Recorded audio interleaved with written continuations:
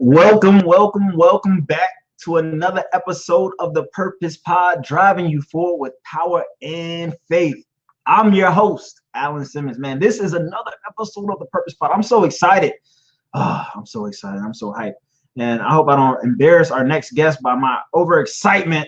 But we have Monica Harrison. Oh my God, Monica Harrison. Lord Jesus. Lord Jesus, there's a fire. Let me stop. So I already told Monica I'm a little weird on the mic. But she's gonna have to deal with it. But I know Monica has a funny bone in her. But yo, Monica Harrison. Hold on, let me go ahead and drop this before I bring her. I'm sorry, I'm gonna just play a little snippet, just a little sight, so you guys know what it's all about. Monica, I'm coming, Monica, I'm coming. I just gotta show people what we do out here. Oh man. One of those hide beneath your mattresses magazine. Come on. And though I was barely 15 and barely looked 15, I'm surprised that the only question he asked me was whether I desired paper or plastic. I chose paper. But then I remember Grandma always stopping my uncles from coming in the house if they had a paper bag in their hands. I chose paper. But I figured that to be a little too obvious a sin, and so I had him put the paper bag inside of a plastic bag.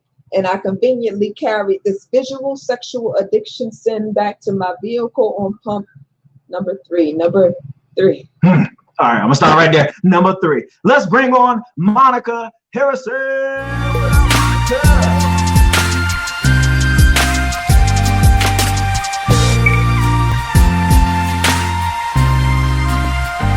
What's up, Alan? Good to be here, man. I'm sorry, Monica. I told you already. I was sorry. I apologize early on. I'm a little goofy. Okay. You already know what it is. Oh, hey, don't be mad if I try to match you. All right. It's okay. Look, if we both start acting weird, start twitching and stuff, people they might log off, but they'll be all right, Monica. That's what's up. So I already saw the shirt, but I want to show people what shirt you're wearing. Go ahead and shout out to people who yeah. Let people see Absolutely. That. Right Speak Inspired. It's from my friends in Durham, North Carolina. The actual company is Right Speak Inspired. You can check them out on Facebook, Instagram, all of that good stuff. I mean, real good people putting out real good content. Go check them out. Yeah. Quick plug. That's how we do it out here. Yeah. But Monica Harrison, my God. So before we get into who you are, what you do, and everything else, I wanted to ask you, how are you coping with this COVID-19 epidemic? The same way I was before. It hadn't really made a big difference in my lifestyle. I was already working from home. One of those few that were already working from home. My children are homeschooled, right? Grocery stores are still open, and that's my life.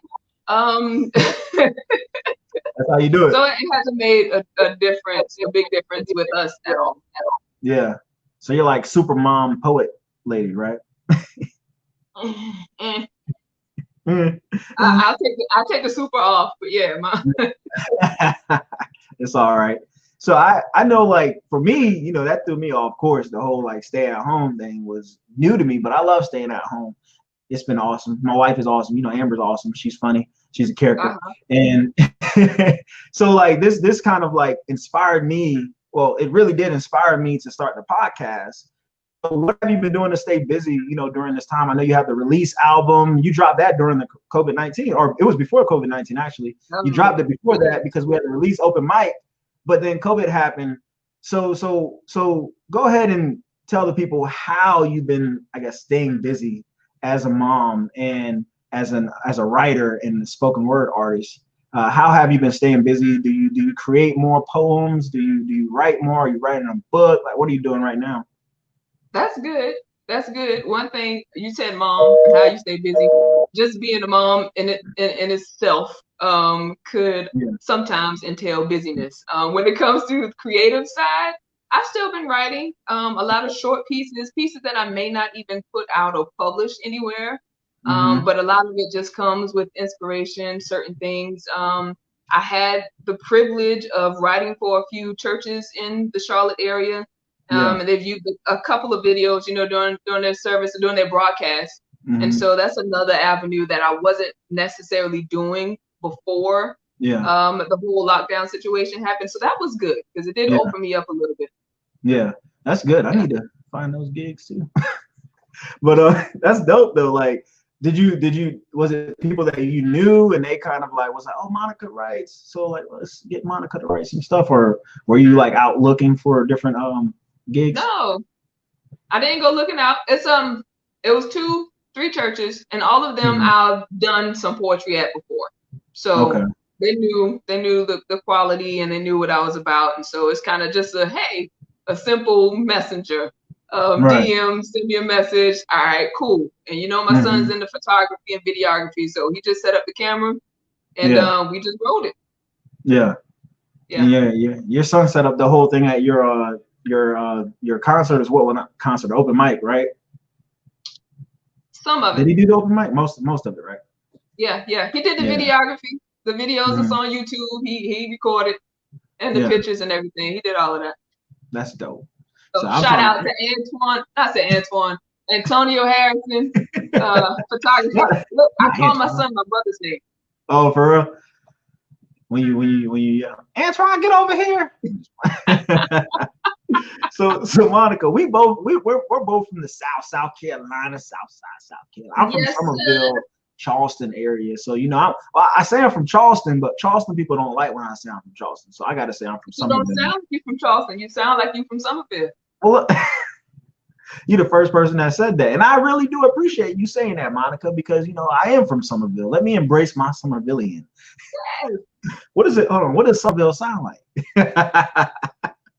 Hey, it's what does Charleston sound like? You don't sound like that. That's exactly what you would have said. What does Charleston sound like? Because you sure don't sound like Charleston. But so what side of some Charleston or South Carolina are you from? I'll tell you what, I actually have some family in Charleston. I lived in Charleston for about 3 years. Yeah, like downtown. Yeah. But I'm gonna say it. It's called Point South, South Carolina. Let me give you some other markers, right? This may not help you. Pocatello, Coosawhatchee, Beaufort, Hilton Head. Beaufort, Hilton Head. One of them was gonna stick. Yeah. Yeah, one of them was gonna stick, but I just that I don't know the other one. So you from the country? Small area. You from the country? Yeah, country. So is it like country like barefoot country or country like sandals country? No, country like barefoot, like dirt roads, like alligators crossing the street, that type. Oh, so you country. Yeah, man. That's good though. I like country though. Like country, there's nothing like back home country, and I miss those. I miss dirt roads. Like I remember dirt roads, and that's the crazy part. Like there were dirt roads and honeysuckles and roly polies. Yeah, you know what I'm saying? Everybody, they don't have them roly polies out there. Yeah, did you never play with roly polies? Oh yes. Okay. Absolutely. I was about to have to take your country car. If you never played with roly polies, then you wasn't out there. Well, come on, man. And then if your hands never been dirty, you're not from the country either. So your hands been dirty. All right, never mind. I ain't gonna try to pull your card no more. My bad, Monica. My bad. All right, Mr. Somerville, not Charleston. Not Charleston. I'm gonna get that. I'm from Somerville, not Charleston. That might sell. I might sell. But anyway. It's a little bit of people. Just a little bit of people. A little bit of people who want to embrace Somerville. But Monica, so how did you get started, in poetry, since being from the country area? I don't know how many people out there spitting poems and stuff like that. I know maybe it even originated from the South. I gotta look that up. But how did you get into poetry? Oh, good question. I started writing when I was in elementary, middle school. And writing has always been something that I've enjoyed. For one reason, I didn't necessarily think that I was able to express myself as good as I desired to, and so I took to writing. And so I wrote from elementary school all the way up to high school, whether it was journaling, poetry, plays, stories. I just enjoyed being able to expressing myself on paper was easier than me doing it verbally. Facts. So that's how I got started. Yeah, I completely rock with the whole thing because I started like in middle school, but it was like passing letters. I used to steal Boys to Men lyrics and and write them all on letters and give them to girls. They thought I was writing the most dopest poems and stuff like that. I was like, we were 5 steps. from eternity, but that's where I got my start up, in middle school. So I was stealing lyrics, and I could have got arrested, but I was young, so it's all good. But yeah, so it's something about poetry that like gives me that ability to express myself, and I believe that's how, like, when I was going through depression, it really helped me out a lot, because I could not put what I was going through in words, like verbally, but I could write it down, and it brought some like freedom and liberty, in the midst of all of that. Is that what you experienced while writing through your different seasons? Absolutely. There was one point, I'll fast forward a little bit. So I started off that way. And then there was a period of time where I recognized that it was a crutch as well. Yeah. I would say, it's easier for me to just write. And I remember I got married when I was 3 months over turning 20. Got married very young. Yeah. And I wouldn't argue with my husband. I wouldn't argue with George. And sometimes he'd be like, let's talk, let's hash this out. And I'll just stand there and look at him, I'm not fussing with you. That type thing. But then I would go in the room, in the bathroom or wherever, and I would write out letters. I would just write out stuff like, come out, and I hand it to him like, here. So you were better. So you couldn't, like, in the middle of a discussion or something, like, you're like, look, I'm gonna just step away. Let me take my time. Let me take my time aside. And then I'll have some words for you. And you put all them things on paper. That'd have been bad. I can imagine having an argument on paper like, did you take out the trash last night? This is how you made me feel when you did not take out the trash last night. And he gets it and he reads it. It's like, these are words from my heart. You never took out the trash, and I never felt like you. Anyway, that's how you would probably do it, Monica. If Monica was stop, you got me turning red, man. Not taking out the trash. That's how it would be. Ruby, Chris, what up, though? So.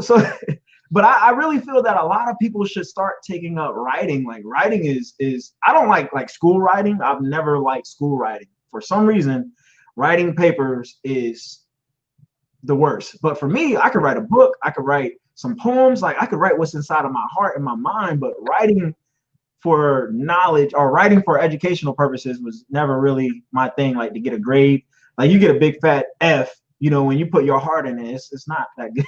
It's not that great. Okay. So so when you were starting off, did you ever think that it was going to be something that, I know you fast forwarded to, 20 years old and you were writing, but did you ever think that you would still be writing right now? Or did you think that you would be having open mics? Did you ever think that when you were younger? How young? Well, say 15. I mean, you're like 17, so I was still writing. When I'll say this, I did host, and I thought about this only because we're on this podcast, right? I thought about this a couple of days ago. When I was living in Orangeburg, South Carolina, this is I'm not even sure how many years ago, at least, it's been at least a decade. I decided that I was going to start an open mic in Orangeburg, South Carolina. Oh, Lord. I printed out some flyers, posted them somewhere. I was at the library, right? So the day comes, I show up at the library. I got my own little room, got me some papers, some notepads and stuff for other people when they came in. Yeah. Nobody showed up. Wow. Nobody showed up. Wow. It was a little like, oh, shoot. Yeah. Yeah. So, not one person. And I know what that feels like. Like, throwing events is like the toughest thing. Throwing events, hosting podcasts, having lives, like, it's all depending on people. And people are very, you might see them, you might not, so this is very random. But you had an actual physical event where you're supposed to show up, and I know you packed out your last open mic that I was at. Thank you for letting me get on the stage and host. But that was awesome.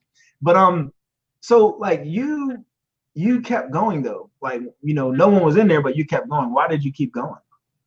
Well, I didn't keep going at that event. I just packed up my stuff and I left. But I did keep writing. I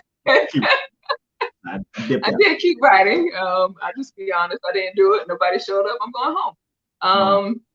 Yeah, kept writing. I have some audio My first album was not released.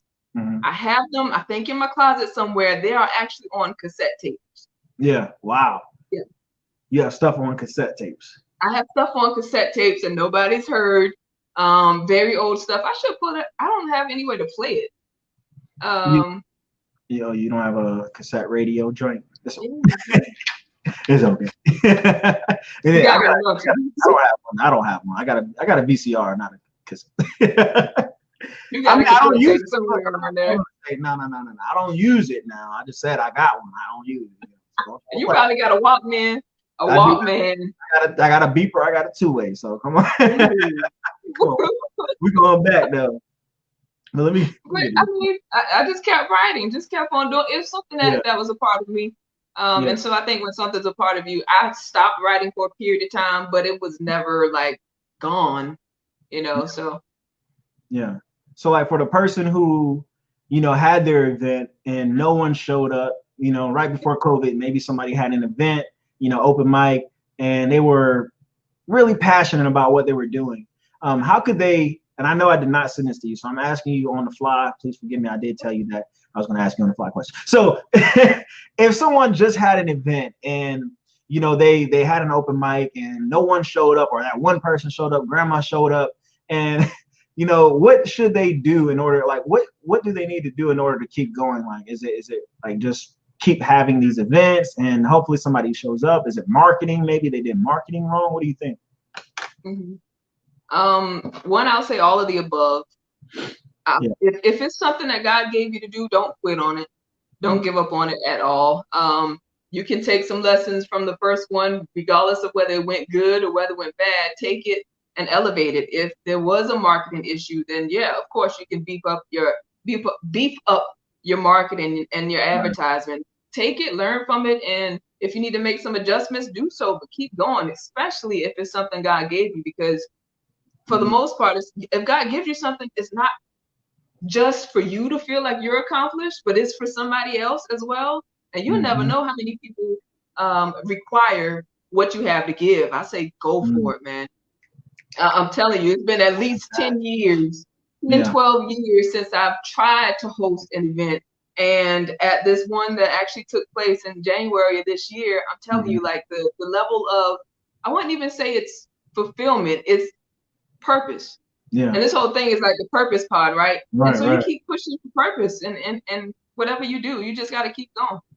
Yeah, I love that, Monica. And I love how you mentioned, like, if it's something that God gave you, don't quit. Like, don't quit, because a lot of times, failure is met on the road to Damascus. No, it's not on the road to Damascus. I'm over here trying to use Bible verses for my point. Anyway, but failure usually comes when you're traveling with God, and it's not failure like, oh, failure, you should give up and quit. It's failure, oh, well, maybe there's some areas where you did not put time in, or maybe there's people that you did not reach out to and you didn't market right. So it's not that your event isn't worth going to, it's just that some people you have to market it the right way. And I, like, for brunch events, like I had a brunch event, I was like, oh, everyone knows that I'm having this brunch event because I posted the flyer on the internet, when in fact I had to message people privately, like DM them, like, hey, just to let you know, the brunch is happening on this day. Oh man, I didn't know. I'm like, dude, I just posted it on my, so a lot of times it's not that people don't rock with you. So don't, quit because people aren't attending your events right now. Just change it up. And Monica, you opened the door that I have to go in since we're bringing in God. We got to bring in God right now. God, come on in. I'm just playing. But that was so, hopefully I'm not going out for that. So God, so I think it's important though, because I cannot give up, because I believe that God has given me this purpose, and I believe that we all have a God-given purpose. Like, it's just, and it's not about like being like, oh, I got to be Denzel, I got to be Oprah Winfrey, or I got to do this. It's more so about fulfilling, like you said, there are people in your life that we need to produce so that we can reach out to them. We need to produce that next poem that you wrote, or the next song that someone writes, for that next person, to help them out. So have you been inspired by other people's stories? Like, do you have somebody you look up to and they bring inspiration to your life?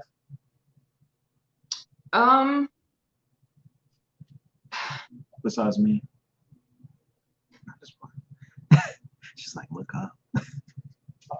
What? I told you Just act like, that. just act like I didn't say that. Just act like I didn't. Let's erase that. Somebody get that out of the tapes, please. Thank you. Hey, All right. next question. No. No, but is there someone you like look up to? Is it not even if they're not a poet, or is there someone that you look up to and you're like, man, I gotta, I'm trying to get in this arena with this kind of person or be like this kind of person. Have you ever had that?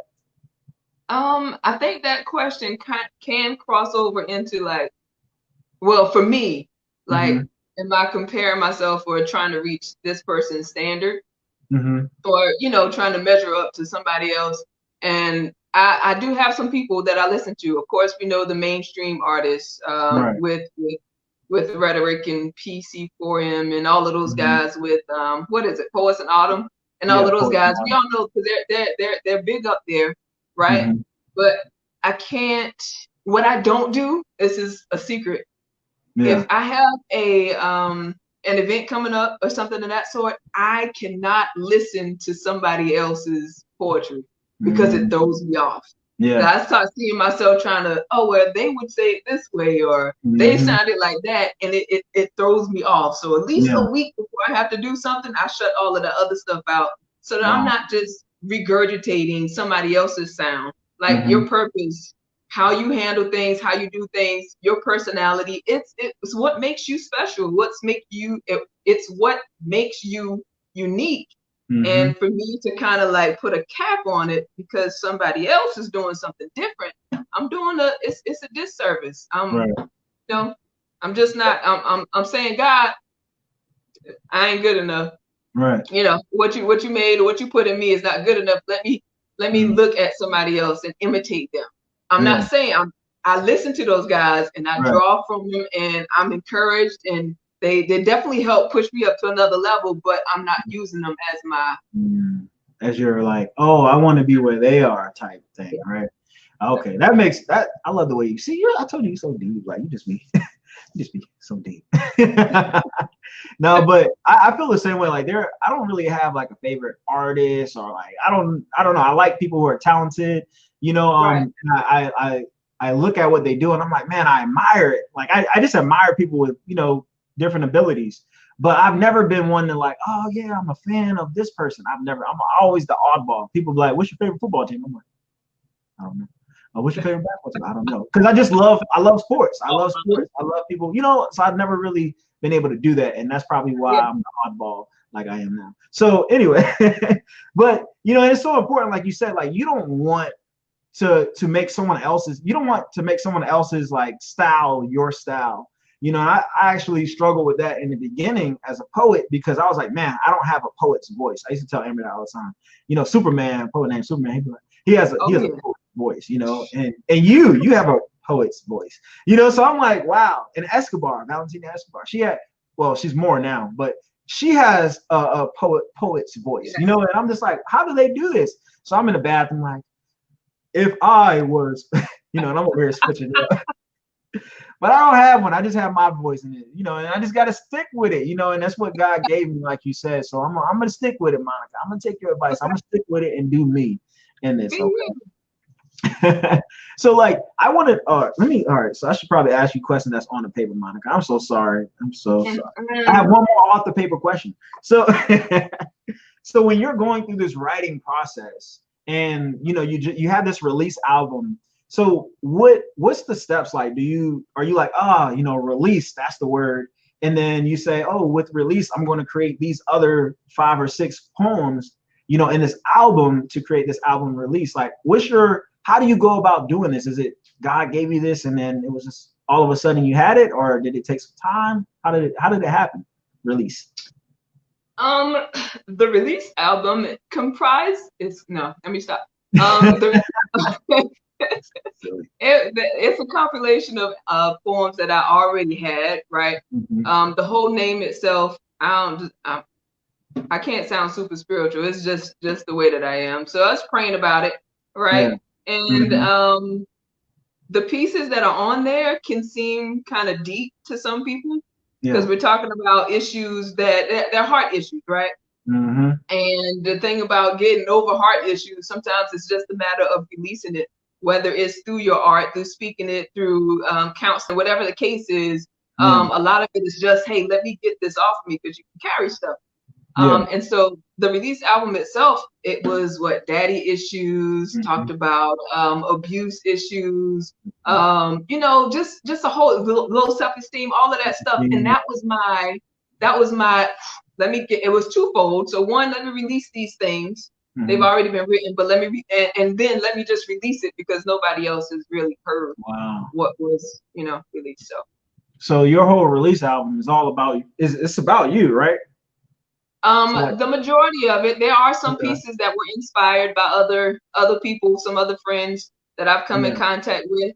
And so, when you mentioned who do I get inspiration from, it could come from anywhere, honestly.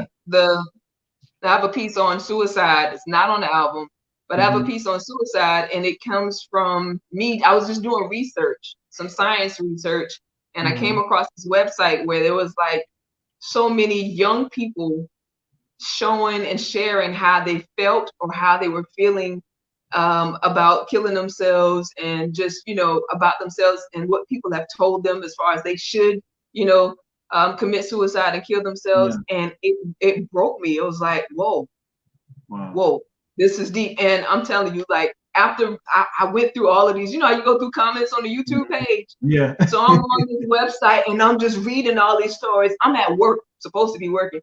Ooh, I shouldn't have said that online. Anyway. You didn't got caught up.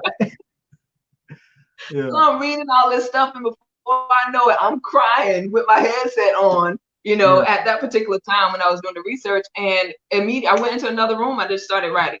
And that piece just came out of being inspired by other people's stories. Yeah.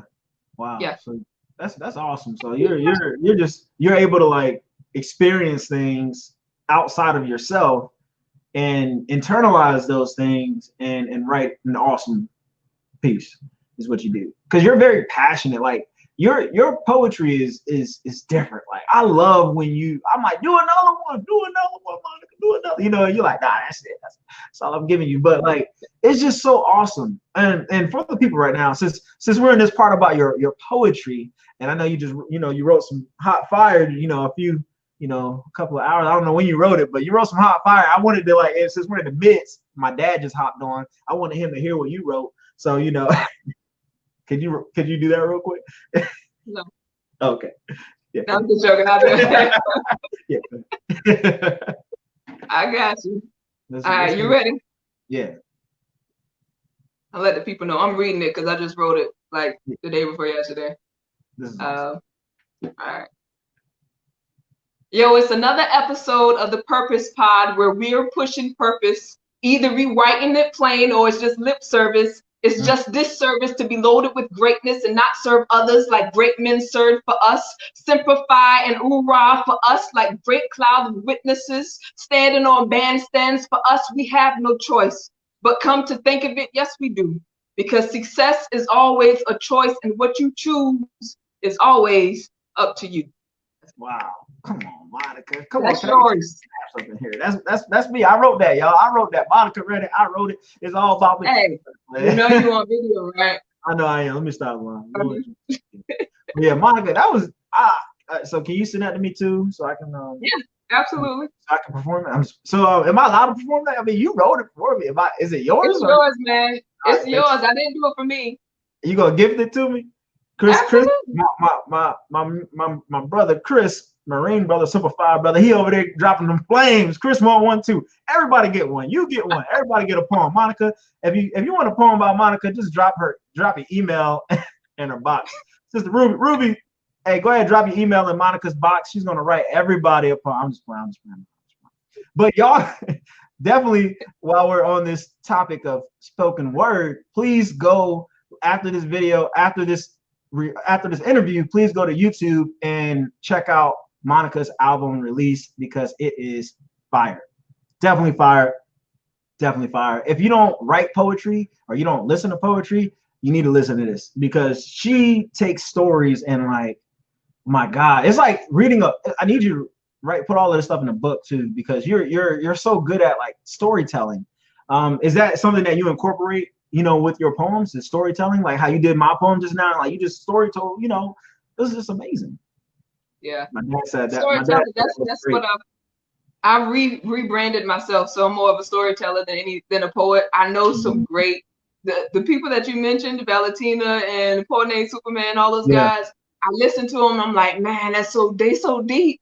They so deep, and my stuff sounds like to me like, oh, I'm just telling the story.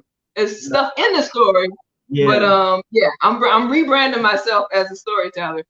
Okay, I mean, you do a really good job at it, And when I mentioned, you said this in one of your poems. You said she's a self-made prisoner.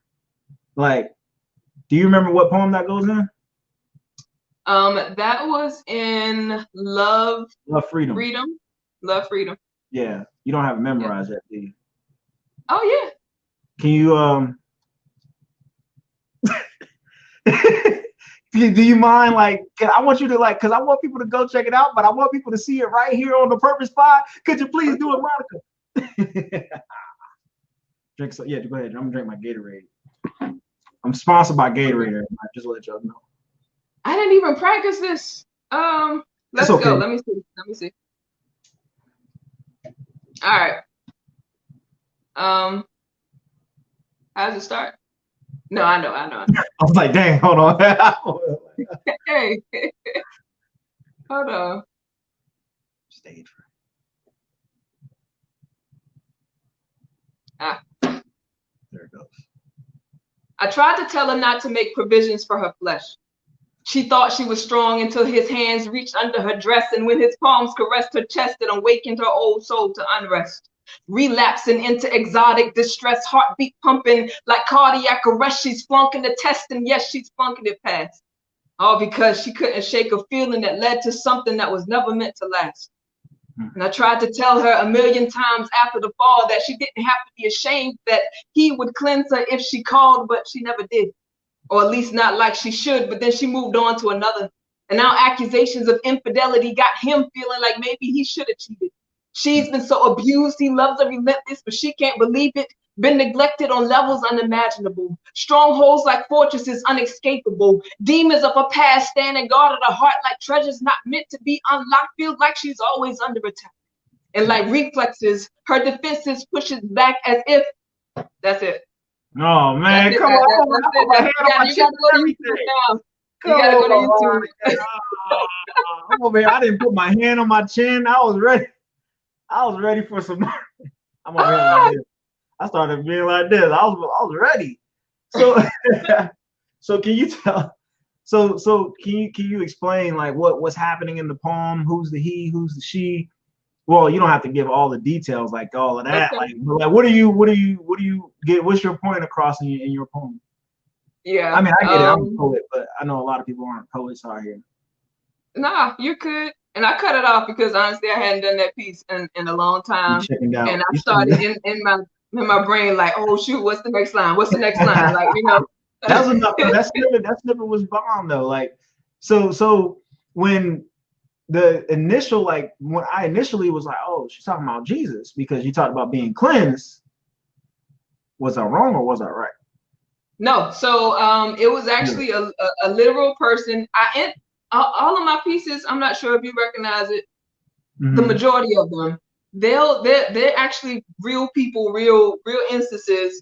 And there's always let me come back around and give you what I may be an answer. Or some kind of support. Just I'm gonna get it right back over into scripture, into Jesus. That's just who I am. Christian spoken word storyteller type person. But that piece itself is called Love Freedom, right? Love Freedom. Love Freedom. And it's about it was a young lady that I came in contact with, and she messed up a number of times when it comes to relationships with guys. Yeah. And I'm like, look, man, you got a father that loves you and is offering forgiveness. Go ahead. You just receive your forgiveness and make some adjustments and go for it.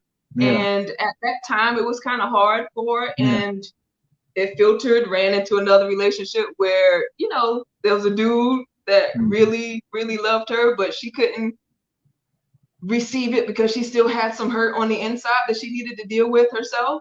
Mm. You know, so she still had some walls up, and dude is trying to penetrate, you know, trying to really get to her and love her, but she couldn't accept it because she had some issues that she needed to deal with. And so that's where that piece came from. So you go into different areas or in different topics, and you just kind of like free people from what they're going through, because I'm pretty sure if a girl was you know going through that similar thing and she listened to that poem, like, I mean, that just had to, I don't know, I don't want to be a person in a poem that's going through struggling things, but if I happen to be going through something, I would love to have heard a poem relating to what I'm going through, because I feel like you have so much insight on those things, and you, like I said, you what was it?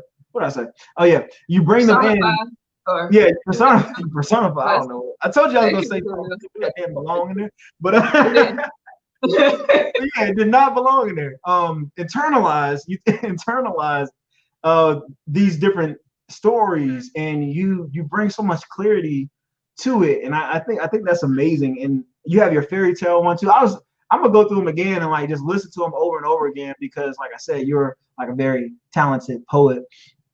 Do you have, what are your plans for poetry? Like, do you plan on like traveling the world type poetry, or are you just staying local? Like, what are your plans?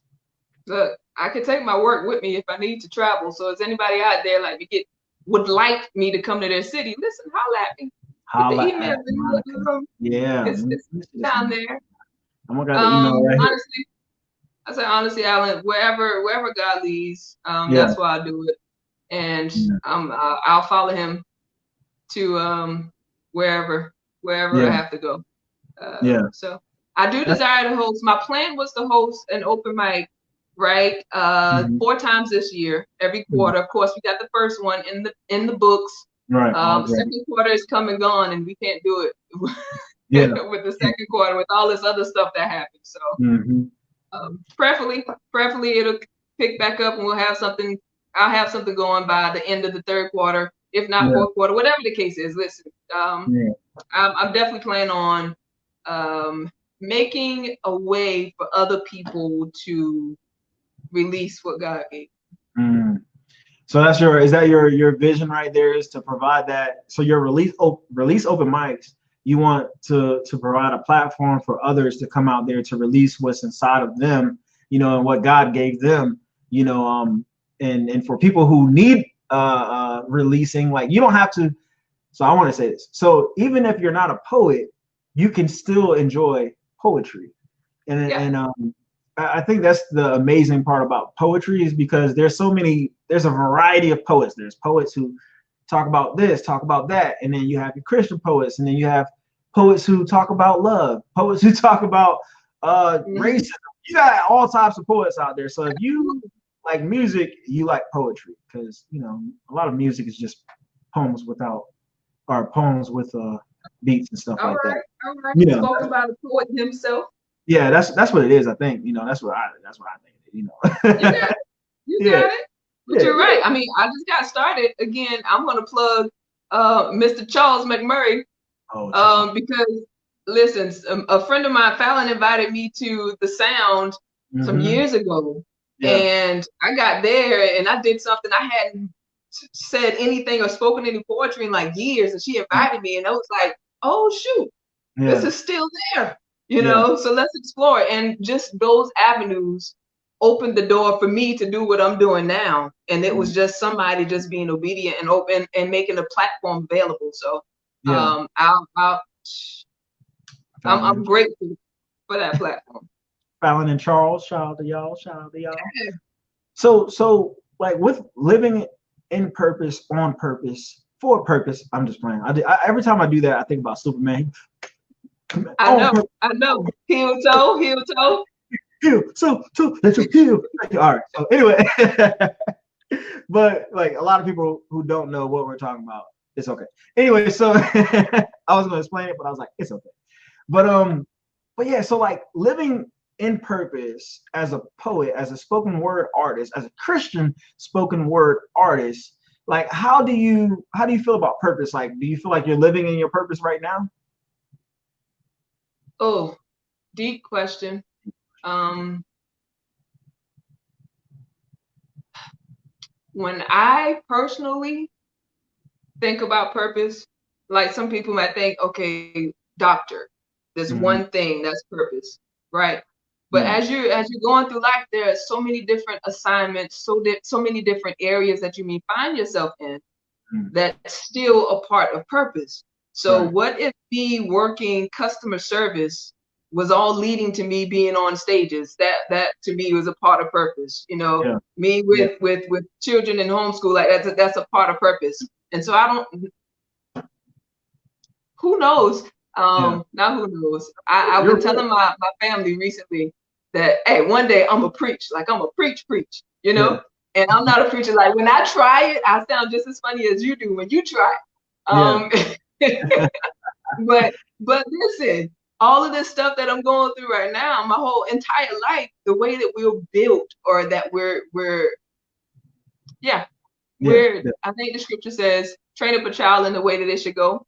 Mhm. One translation is like, train them up in the way that they're bent. They're already leaned a certain direction, or they're supposed to go a certain direction, right? And so they may go through a lot of stuff, but you'll notice, like, I've always been into words. Mhm. Musicians, they'll be like, look, I've always had an affinity for music. I'll, keep Yeah. headphones on my ears. And that's all a part of Mhm. purpose. So uh, it's the continual being led by the Holy Spirit, by Yeah. God, in order to reach, what he Yeah. desires of you. No, that's I love. I'm glad you answered it the way you did. That was beautiful, and that was not prep. Everybody, like everything that we talked about, like I said a lot of times in my interviews, is not on this paper right here. So I'm sorry, Monica, you got what everybody else got. I just feel like the genuine conversation, like, it's better. I feel like it's better. Like, I got like I have questions to ask you, but I think that these, like, when we're talking about how you grew up and what was life like before and when did you start, like, these questions are coming off of those, and that's how we get here. So thank you. But purpose, like you were saying, like, so you can have different multiple purposes, right? Like I was a bag boy. I told my nephew my first job I was a bag boy, right? Didn't know that being a bag boy made me more open to strangers. Not like open like getting in a stranger's car, but open like but open like, hey, ma'am, do you need help with this thing? Oh, let me help you do this, right? And then it also teaches you humility because like, bag boy, you're a bag boy. That's all you. Somebody, nobody ever told me this, but that's all you're gonna be. You're just gonna be a bag boy, But Lil Wayne, let me stop. Lil Wayne was okay with it, but You be the best bag boy. because Just I be the was best. You be a bag man. Like, look, bag man. Come on, if girl. that's what it is. Be good at whatever it is that you do, right? Like, if you want to be Exactly. a waiter or waitress, like, be great at it. Absolutely. No shame No at shame all. at all. Like, man, look, it's a lot of people think that purpose is that bright thing that, like, oh, purpose, man, you talking about that right there? Yeah, that's why I see that big Mhm. Cadillac, big Yeah. house, whatever it is, $1,000,000 in my bank account. Like, oh, that's purpose. No, that's not purpose. Purpose is bigger than, I believe purpose is bigger than money, bigger Right. than just things. Purpose has to do with people. Like, Yep. purpose is, how can you serve other people? And that's a lot of what it is to me, is that, okay, how can I serve other people? So purpose, let's do the purpose pod. Let's help Uh-huh. people find their purpose by introducing them to other people who are living in their purpose and other people who have an idea of what their purpose is. So let's talk about that. So that's why we have the purpose pod, everybody. But Thank you for the purpose pod, sir. yeah. So Monica, you gave that nice definition of what you believe purpose is and how you feel you've lived in your purpose throughout life. Like you said, musicians, they're like, I've always been into music. I always love poetry. I have always loved poetry. But it's like, when you get to a certain place in your journey, there are people who are there to help you, or to assist you, or to inspire you to perfect your gift, your purpose. So when Mhm. I moved to Charlotte, that was the first time I was ever around a bunch of poets. Like this is the first time in my life I've been around a whole bunch of poets. I'm usually around a bunch of dancers, like people who just pop lock dancing all the time, right? Oh, Yeah, yeah. you know. Let me see some. I do not dance. No. All right, don't do it. But yeah, so this is my first time, and I feel more connected to my purpose as a poet than before. So, you know, the reason why I said that is because a lot of people who are watching right now, they may be, you know, a waiter or a waitress. They may be doing garbage collection, or they may be a tax writer. They may be a president of a company. Whoever you are in whatever space you are, your purpose isn't defined by how much money you make. That's not your purpose, okay? And I had to give that. I don't know. Maybe the Holy Spirit was leading me because I did not think I was going to talk about that. But that's real, right, Monica? Like it's not about the money. Right. Yeah. Absolutely. Legacy matters a lot. Legacy what matters. You leave behind, you know. Money is important, but money is not the matter. Money is not the matter. Yes. Money doesn't matter. But I mean, because it matters. Look, but it matters. That's what I'm trying to say. Money matters, but money shouldn't be the love or the apple of your eye. You know, like money shouldn't be the thing that makes you screw people over because you want to be the #1 poet and you want to make money and get on everybody's stage. Like that's not the way to go. And you know, I've seen a lot of viral stuff, and I'm like, man, what I gotta do to go viral? Like I gotta do something stupid, and I don't want to do nothing stupid to go viral. So I'm gonna just keep living in my purpose and walking in my lane, and prayerfully, whoever God opens or whatever door God opens for me, you know, I'll go in that door, and whatever who's ever there, you know, I'll just have an open ear. And I always ask God, you know, God, speak to me whenever I go to this place, or speak to me whenever I go to that place, and He usually does. But yeah, money matters, but it does not define you and your purpose. Let me can I say this real quick? Please do. To anybody who's watching right now or may watch, listen, share this broadcast, not because I'm on it, but because this brother is doing something for the community and for the world. I think that would benefit people. I've tuned in to some of the broadcasts when I had an opportunity to. The live broadcast, and the gems that are dropped for free. I think it's so beneficial for other people to actually listen in and gather these things and produce their own. And so if you can, it's free. It doesn't cost you anything. Hit it right now. Just hit the button. Everybody share it right now. Hit the share button. You go. Thank you, Mom. Right now. It's all good. Support your people, man. I appreciate that. Because it's real out here. We do need the shares. Like, you know, one way, the easiest way to get thrown off your horse when you're doing a people service is to, you know, do a lot for people, and then, you know, you expect that they know what you want. So like, thankfully you mentioned, hey, make sure you guys take the time right now to go ahead and share. And I'm going to apply that to my podcast. See, I'm learning, like, guys, you guys are experiencing the Purpose Pod because I'm learning right now. Monica just dropped some valuable stuff. Hit the share button. That's what I'm gonna say in the middle. Hit the share button right now. Free. It's free. It definitely is free, Monica. And you don't have to pay any money. But Monica, so like, I just get so wrapped up in purpose that it just overwhelms me sometimes because I'm a purpose potter. I'm a purpose person, you know. And a lot of people they ask me like, hey, Alan, like I don't know what purpose is. I feel like I'm not living in my purpose. I feel like there's 1,000 things that I should be doing, but I'm not doing right now. Do you have any advice for people like when it comes to finding their purpose? I know it doesn't have to be like, it's not, the key doesn't work for everybody, but like what are, from your mind's view and what you've experienced in life, how have you like reflected over your life and say, you know what, maybe that's something that I should be doing? Have you had that kind of reflection? Yeah, absolutely. Yeah. And a lot of times there's I'll mention this when it comes to one thing that I'm supposed to be doing that I'm doing now and easing my way into. Purpose may be something that you're running from because you don't feel comfortable or you don't feel adequate, that you have what it takes to do it. And to that's a whole nother level of, okay, God, I surrender. And I'm going to require your grace to do so. A lot of times it's just we're looking at other people and trying to, oh, I like that. You know, I think I can do that. And that's not necessarily what God created you to do. And so as a Christian, I got to tell you, man, just pray, go and ask God, what do you call me to do? What am I supposed to be doing? And it may look different this season, what you're supposed to be doing, and what you're supposed to be doing next season may be different. But It's like, okay, well, what do you desire me to do now? What's my purpose at this particular moment? So I just say be open. That's so real. Yeah. That's real though, because I like when you said that, it kind of like took me back to Men's Warehouse when I worked at Men's Warehouse. And I remember like God would send people into Men's Warehouse when I was out there, or even Buckle. Let's go back to Buckle. When I first moved here, I was working at this place called Buckle. And Buckle? Buckle? I thought you said Bubble. I'm like, what? No, what were you doing at Bubble, sir? Bubble, what's Bubble? Oh, that's a strip club.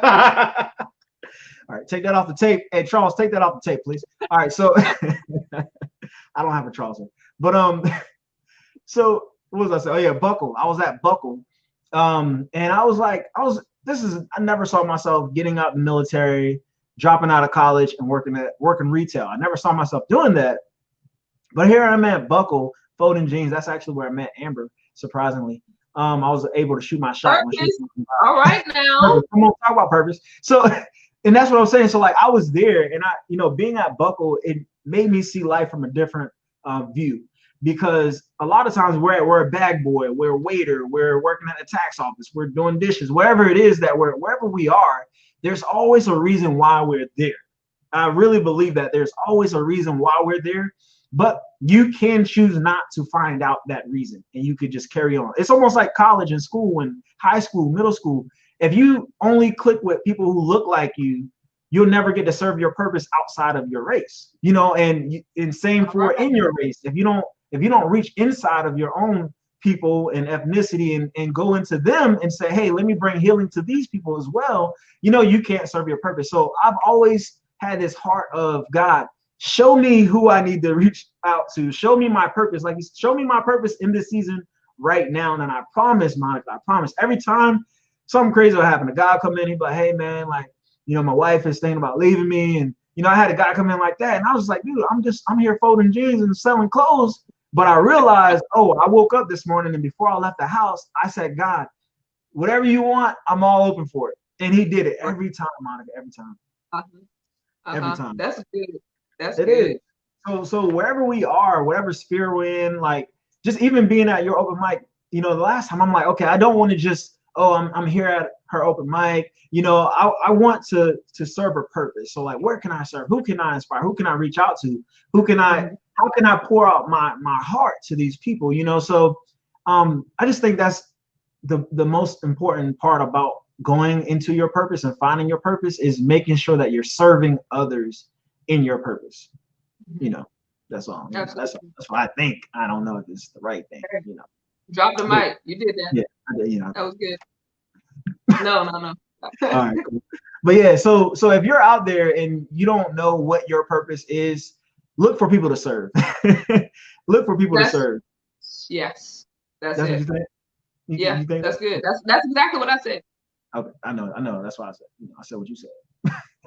But yeah, Monica. So I have one more question for you, Monica, before we end this. And if you guys have questions for Monica or myself about purpose, about poetry, about spoken word artists, about Christianity, whatever you want, almost whatever you want, but please post your questions below if you have any questions.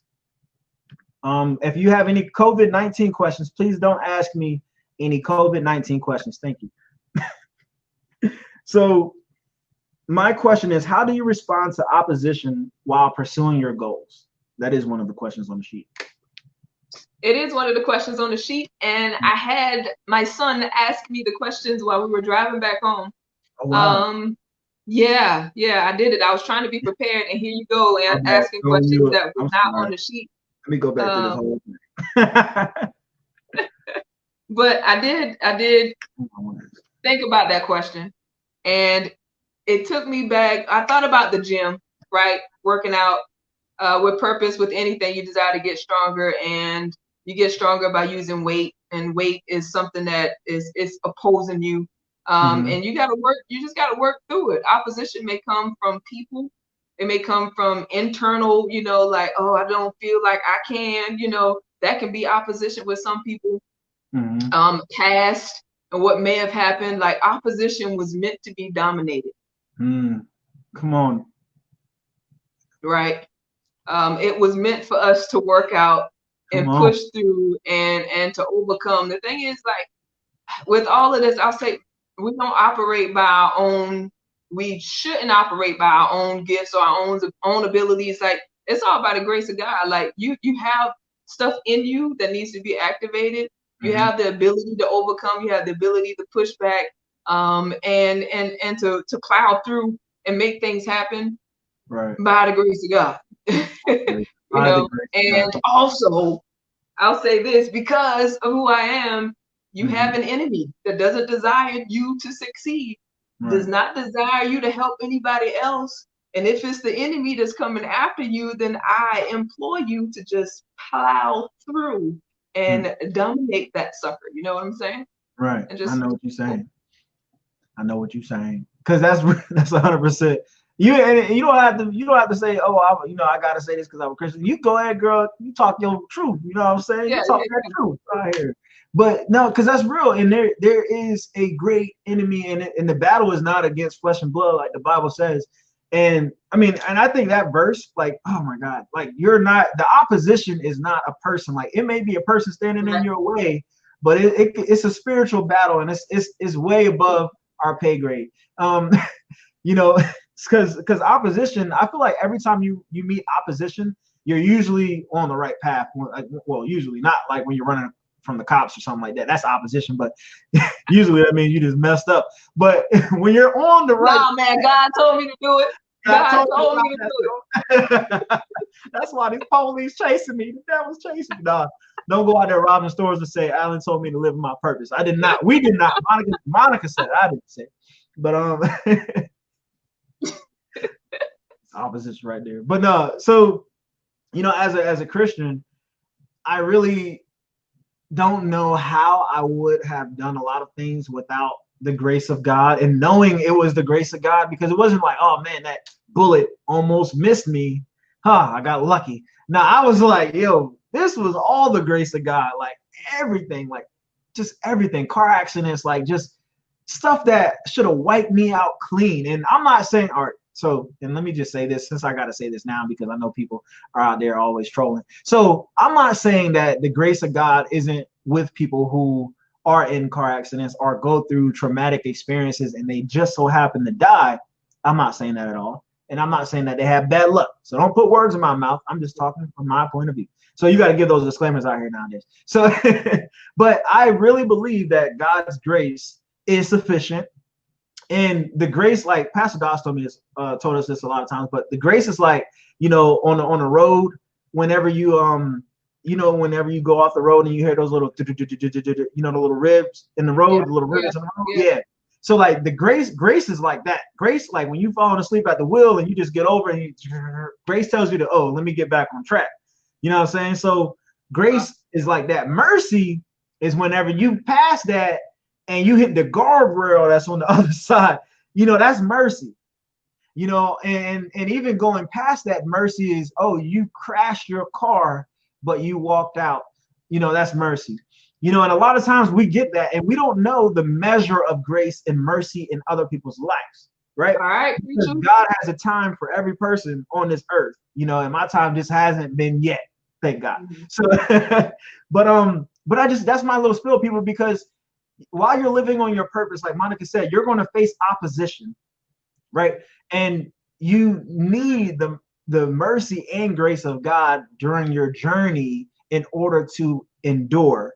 Because a lot of famous people as well, they can't get past that opposition, and it may be depression, suicidal thoughts, and they end up killing themselves because they can't access, or maybe they don't even have access, because at the end of the day, everyone is created by God, yes, but we would have to go into a whole sermon and stuff like about the technicalities, because you can be made by God, but is God your father? Is God your God? Like you gotta, it's like, you can have parents, but if you don't listen to your parents, that's a whole nother thing. You could be listening to the Tim Thug and the thugs outside, because they roll in the same gang as you, and they're like your father and brothers, and you listen to them. And you know, God could be trying to tell us some stuff, and we're like, nah, I don't want to listen to you. So that's what I mean by like God is your creator, but he may not be your father because you haven't given him the opportunity yet. So I just, you know, we're giving the gospel out here, you know, some gospel for free too. But but yeah, that's why we got Jesus Christ, full access, full access to everything in the kingdom, man. Everything in the kingdom and on the earth, man. So if you're going through stuff and you know, in your pursuit of your purpose, lean on God, like Monica's been saying, like you know, I like how Monica's been referencing God throughout her thing, you know, because it's so important that we go back to the basics. Like, man, God is number one, bang, and then you figure everything else on that, you know. But yeah, I'm sorry for the spill, Monica. I just had to keep, listen, retracting. Preachers preach. That's what they do. I get it. She said, "Preachers preach." They get up here. I ain't got a sermon for y'all, but the Lord says. Let me stop. Anyway, but yes, Monica, I had two more. Actually, I'm sorry, Monica. I found other questions that were really good on here, and I had to ask you this really quick. All right, so we're gonna do a speed. All right, so when you aren't writing, how do you? That's so ridiculous. When you aren't writing, how do you perfect your craft? Right. I write to perfect my bit. All right, so that was easy. That was good. That's perfect. All right, so next question. All right, what would you do if you could travel back to when you first began your journey? I meant to say, what would you say to yourself if you could travel back when you first began your journey? What are 3 things that you would do differently? Dang, hold on, let me say that one more time. What would you do differently if you could travel back in time to when you first began your journey? Like, what are 3 things you would do differently?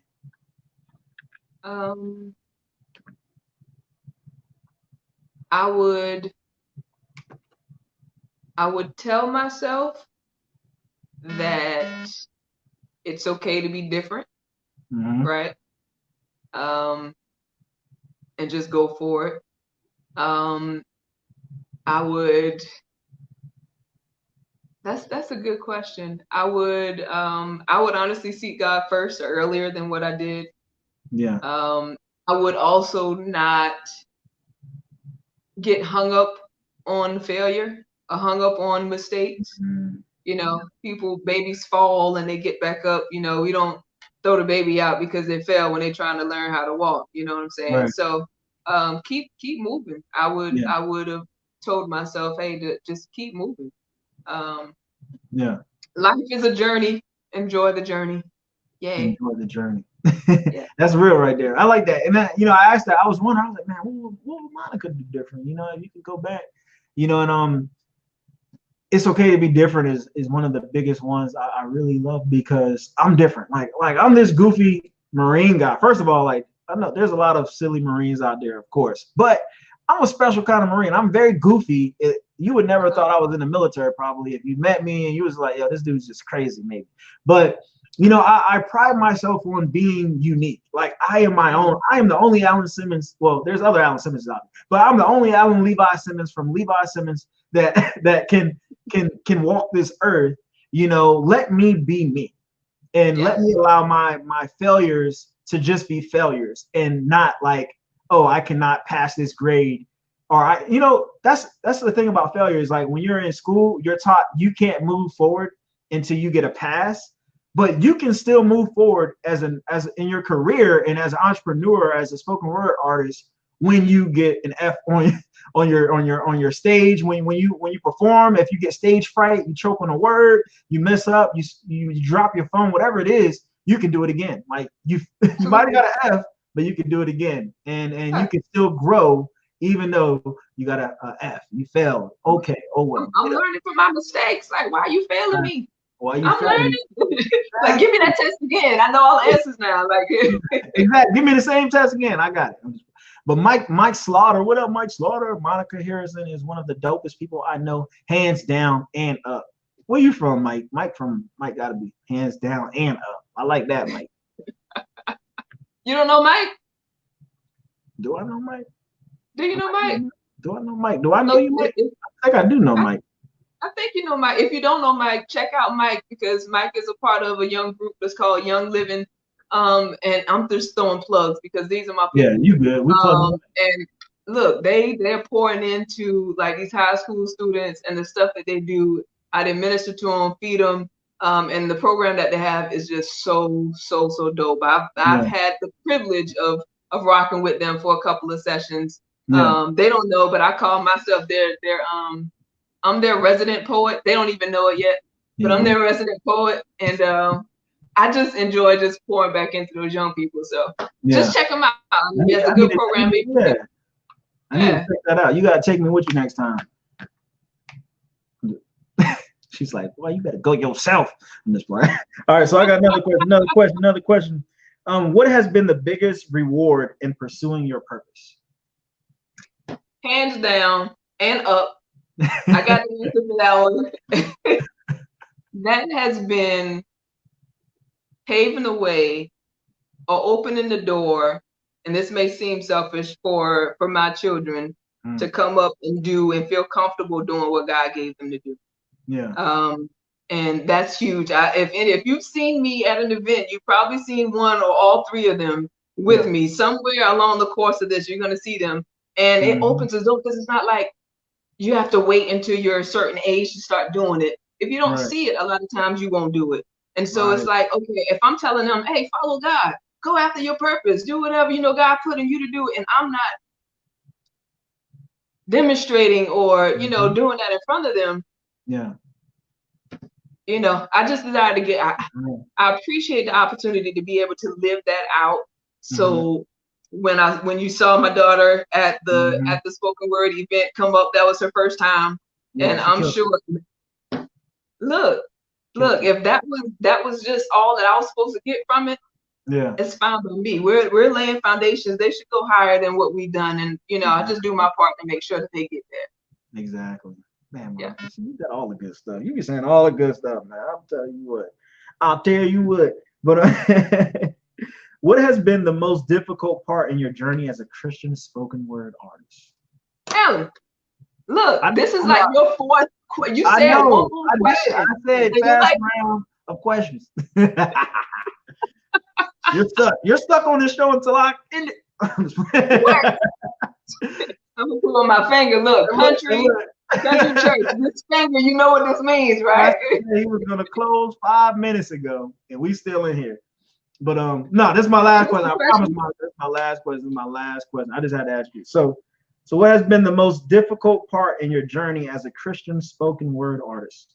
All right, I'll take that just from my time in Charlotte. I don't desire to blame it on. It's not on the city. Community. When it comes to spoken word in the Christian or in the church realm, it's so easy for me to just find an event that's secular, right? And there's so many, and they're out there.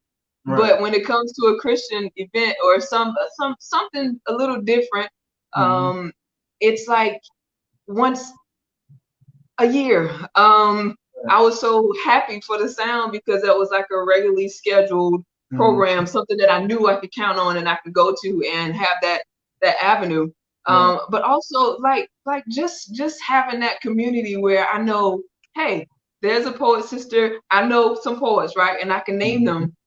But where are the other ones that are out there? I know that there has got to be so many other writers in different churches and different ministries and things of that sort that are out there. And you may feel like you're doing it by yourself. Right. Which is another reason why I desired to do the release open mic was to, encourage that community, encourage people to just come out and share. I don't like networking. I never liked networking, but I'm learning that if I change the word from networking to building community, then I'm okay with it. I like that. Building. I'm about to steal that. Hold on. I'm about to add that program to my nonprofit. Building community. I'm still in that. Everybody knows it. I'm still in Monica's building community instead of networking. That was But that's real though, and I'm gonna close soon, Monica. But you're so right. Like that it's so hard as a Christian to find, you know, avenues that are you know, consistent and are open like other places, you know, so that you can come and just showcase your art around people who understand what you're talking about, you know, or would appreciate what you're talking about, because not everybody in different, you know, places appreciate what you're talking about, you know. So, but you know, I don't know. I just wish there were more. I wish you would do an online open mic for Christians. Then, you know, that would be cool. But anyway, so release open mic online. There we go. But Monica Harrison, I gave you a task. Go forth and be great. But Monica, Monica, thank you so much for being on the Purpose Pod. I really do value your time. Thank your children for me. Thank them for being great, because you know it doesn't look like they drain you at all. So that's a good thing. You're staying afloat.